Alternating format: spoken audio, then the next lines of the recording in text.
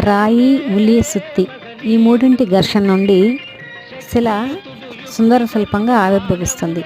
అలాగే వ్యక్తి, కాలము, సంఘటనల ఘర్షణ వలన మనిషి మహనీయుడిగా రూపొందుతాడు.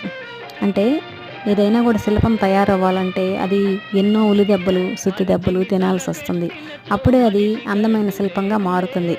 అదేవిధంగా ఒక వ్యక్తి, కాలము, సంఘటన, ఘర్షణ అన్నారు. అంటే ఘర్షణలు, సంఘటనలు అన్నప్పుడు ఇక్కడ ఏంటంటే ఎవరో ఒకరు మనల్ని ఏదైనా విజయం మనం సాధించలేనప్పుడు ఎన్నో అవమానాలు మనం ఎదుర్కోవాల్సి వస్తుంది.